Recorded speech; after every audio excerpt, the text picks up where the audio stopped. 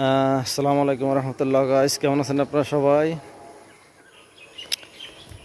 দুই ব্যক্তি একই স্বপ্ন দেখছিল যে বড় উদ্যোক্তা হবে, সফল হবে।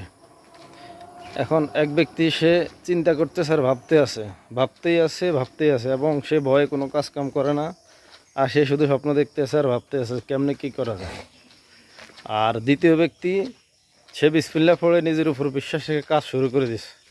ছোট পরিসরে ছোট আকারে আস্তে আস্তে উদ্যোগ নিছে এবং কাজ করতেছে।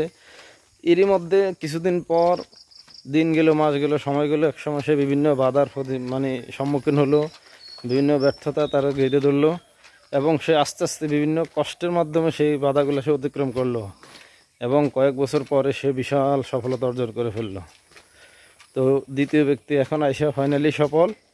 আর প্রথম ব্যক্তি সে ভাবতেছে এক পর্যায়ে সে আইসা বলতেছে কি যে আমার দ্বারা কিছু হয় না, এটা আমার ভাগ্যে নাই, আমার নসিবে নাই, আমি পারি নাই। সুতরাং আসলে ভাগ্য নসিব বলতে কিছু নাই। আপনি শুরু করেন, আপনার সফলতা আসবে ইনশাল্লাহ। যেই কোনো কাজে আপনি শুরু করবেন। আপনি এখান থেকে আমেরিকা যান, কিন্তু আপনাকে এক ফাদু বাঁকা থেকে শুরু করে পথ দিতে হবে। আপনার আপনি 1 কোটি গুনবেন, কিন্তু 1 থেকে শুরু করতে হবে। সুতরাং পৃথিবীতে সবচাইতে কঠিন কাজটা শুরু করা। আপনি শুরু করেন, সফলতা আপনার হাতের মুঠে আসবে ইনশাল্লাহ। যখন আপনি সফল হবেন, মানুষ আপনার ওই যে চাকচিক্যময় জীবনটা দেখবে, কিন্তু আপনার ভ্যাকেন্সি যে কষ্ট করছেন, আপনি শুরু করছেন এবং ভালো একটা সিদ্ধান্ত নিয়ে শুরু করছেন, এই জিনিসটা ফলো করবে না। অনেকে বলবো আপনি ভাগ্যবান, আপনার অনেক কিছু সহজ হয়েছে, এই সেই। তা আমি বলবো ইনশাল্লাহ আপনারা শুরু করেন, কাজ করেন। কাজ ছাড়া কোনো বিকল্প কিছু নাই। সফল ইনশাল্লাহ আপনি হবেনই।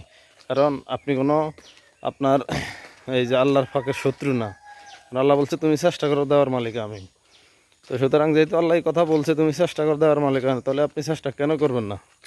ইনশাল্লাহ আমরা সবাই চেষ্টা করব এবং সফলতা ইনশাল্লাহ আমাদের নখদর্পণে থাকবে। ভালো থাকবেন সবাই। আসসালামু আলাইকুম রহমতুল্লাহ।